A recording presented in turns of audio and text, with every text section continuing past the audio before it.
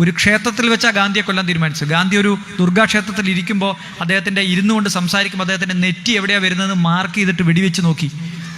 നിങ്ങൾ മനസ്സിലാക്കണം, ഇന്ത്യയിൽ മഹാത്മാഗാന്ധിയെ കൊല്ലാൻ ഇവർ തീരുമാനിച്ച് തിരഞ്ഞെടുത്ത സ്ഥലം ഒരു ദുർഗാക്ഷേത്രമാണ്. ഗോൾവാക്കറോട് 2 ചെറുപ്പക്കാർ വന്ന് ചോദിക്കുന്നുണ്ട്, ഞങ്ങൾ സ്വാതന്ത്ര്യ സമരത്തിൽ പങ്കെടുക്കട്ടെ, നിങ്ങൾക്ക് വേറെ പണിയില്ലേ എന്നാണ് അദ്ദേഹം ചോദിച്ചത്. നിങ്ങൾക്ക് കുടുംബത്ത് വേറെ എന്തെല്ലാം പണിയുണ്ട്, നിങ്ങൾ എന്താ സ്വാതന്ത്ര്യ സമരത്തിൽ പങ്കെടുക്കാൻ വരുന്നതെന്ന് ചോദിച്ചു. സവർക്കർ ഇന്നേ വരെ ബ്രിട്ടീഷ് സാമ്രാജ്യത്തിനെതിരെ ഒരൊന്നും പ്രസംഗിച്ചിട്ടില്ല, പ്രവർത്തിച്ചിട്ടില്ല.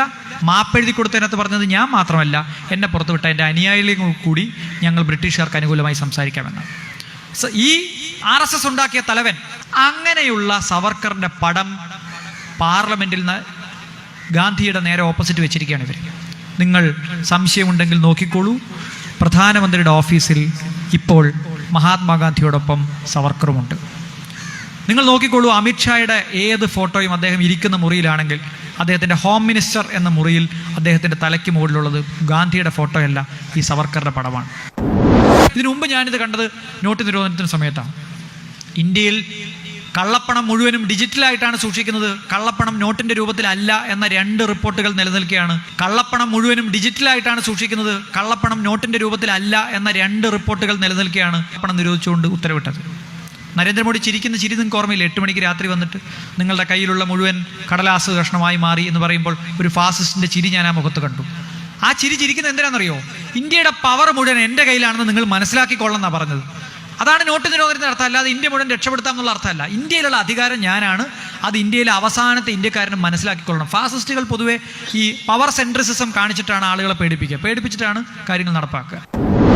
അല്ലാതെ സുപ്രീം കോടതി പറഞ്ഞില്ല ഡൈവോഴ്സ് ചെയ്യുന്ന ആളുകളിൽ മുസ്ലിങ്ങളെ മാത്രം നിങ്ങൾ ജയിലിലടയ്ക്കൂ, ബാക്കിയുള്ളവരെയൊക്കെ ക്രിമിനൽ നിയമത്തിൽ നിന്ന് ഒഴിവാക്കുമെന്ന് പറഞ്ഞില്ല. പക്ഷേ കേന്ദ്ര സർക്കാർ എന്താ ചെയ്തത്? മുത്തലാഖ് നിയമം കൊണ്ടുവന്ന് ഹിന്ദുവോ ക്രിസ്ത്യാനിയോ ഡൈവോഴ്സ് ചെയ്താൽ ക്രിമിനൽ ഒഫൻസ് ഇല്ല, പക്ഷേ മുസ്ലിം ചെയ്താൽ അത് ക്രിമിനൽ ഒഫൻസായി മാറി.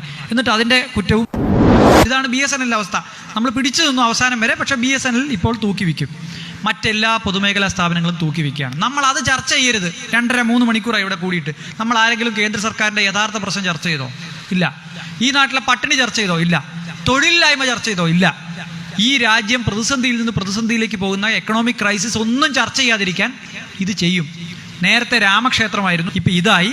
ഇത് തീർന്ന് യഥാർത്ഥ പ്രശ്നത്തിലേക്ക് വരുമ്പോൾ അടുത്ത യൂണിഫോം സിവിൽ കോഡോ അല്ലെങ്കിൽ ഈ റിസർവേഷൻ എടുത്തു കളയലോ ഒക്കെ വരും. ഇതിങ്ങനെ ഈ ചർച്ച ഇങ്ങനെ നീട്ടിക്കൊണ്ടു പോകുക എന്നുള്ള, ഇമോഷണൽ ചർച്ചകൾ നീട്ടിക്കൊണ്ടു പോകുക എന്നുള്ളതാണ്. ഒരു ക്ഷേത്രത്തിൽ